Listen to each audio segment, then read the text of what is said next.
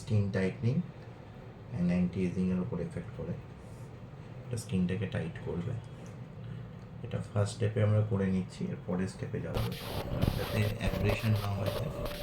দেখে হালকাভাবে ফেদারটাতে করতে হবে যাতে ব্ল্যাকহেডস ডার্ক সার্কেল সেগুলো আছে হালকা গরম লাগবে না।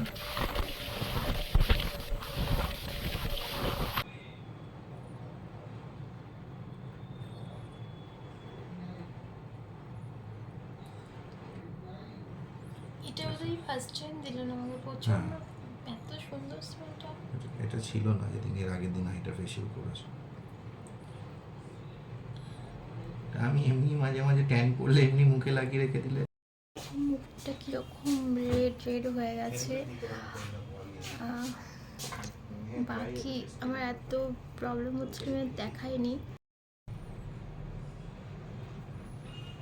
এটা তুলে দেবো কিন্তু, হ্যাঁ মানে থাকবে না, এটা তুলে দিতে হবে।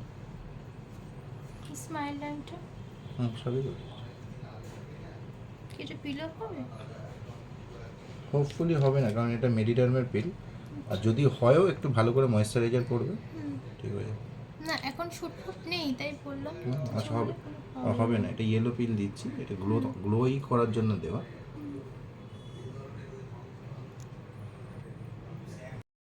বন্ধ রাখো।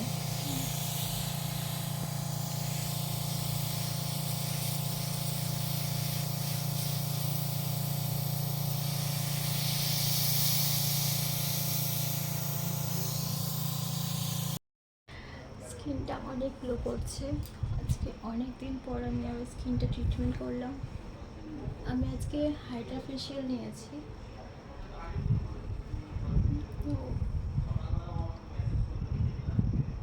কি সফট সফট হয়ে গেছে, লাল লাল হয়ে গেছে। চলো টাটা।